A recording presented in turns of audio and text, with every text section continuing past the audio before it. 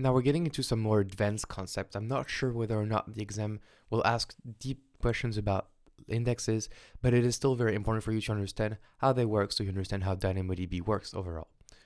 So a local secondary index is an alternate range key for your table. And this range key or this sort key is local to the hash key or the partition key. And you can have up to 5 local array indexes per table. The sort key must be only one scalar attribute, and the attribute you must choose must be either a string, a number, or binary. Finally, the LSI or local secondary index must be defined at table creation time, not afterwards.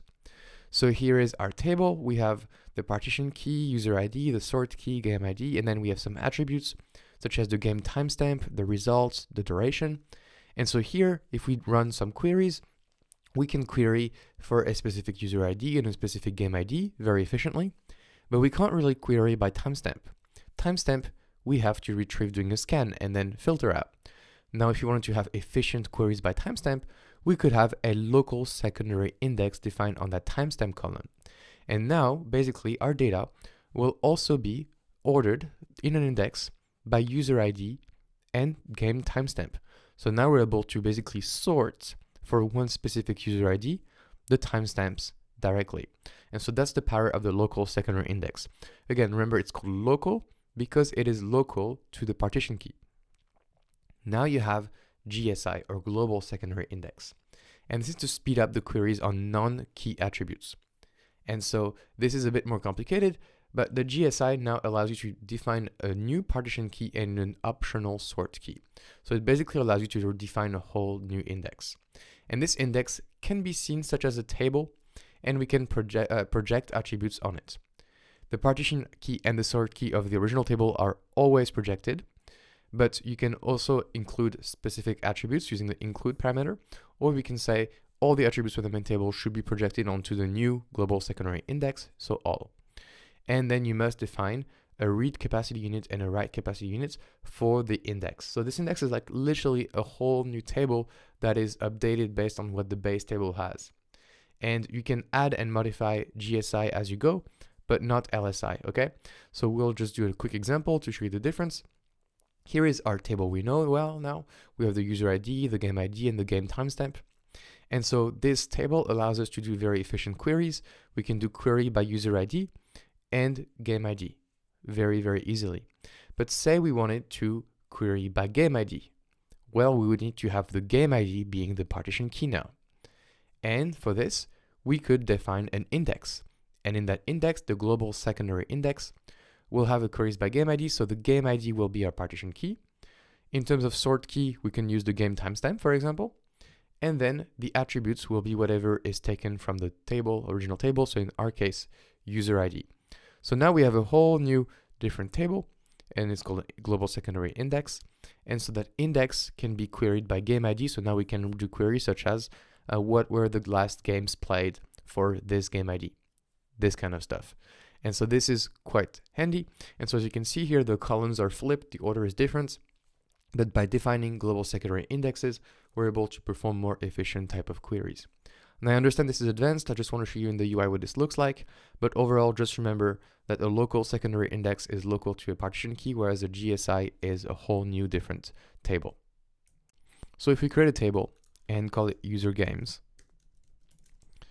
as we can see, the partition key can be user ID, and we can add a sort key, for example, game ID, just like in our example.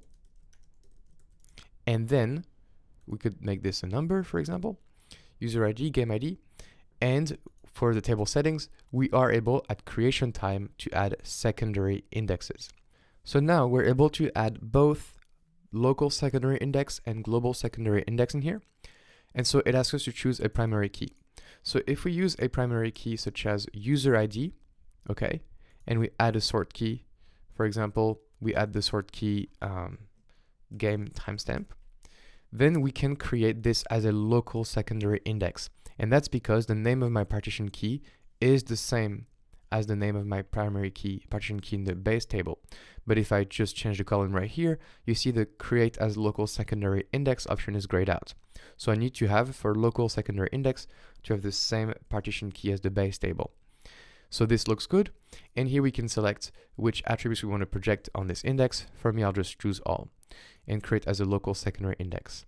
So local secondary index, or LSI, must be created at table creation time. I'm going to remove read and write capacity and give it 1 and 1, and we're good, and click on create. So this is a new table, user games, and this time we're going to have user ID, game ID, and game timestamp as our fields, and we have a LSI already defined because we defined it at the creation time. And now let's insert a little bit of data into our table, and then we'll also define a global secondary index. So if we go here, we can add some data. So user ID, I'll just have something random. And for game ID, I'll have 1234. And game timestamp, I can just have 2018 08007Z. Okay, click on save. And so here we have added our user. So now if we look at our indexes, we have a user ID game timestamp index. So if we go back to the items and we do query, now we're able to basically query for this table, the user ID, game ID. And so this is our partition key and our sort key, but we can also query on the index. And if we select the index, now we can see that we can query by partition key user ID equals whatever, but this time the sort key is the game timestamp.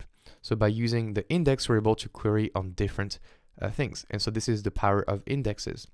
Now, if we go to the index column, we can see we have an LSI type of index.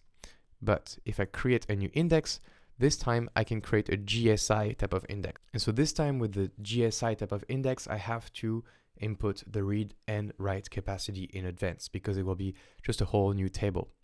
So that's it for indexes. Just want to show you the capabilities and the restrictions. I hope you liked it, and I will see you in the next lecture.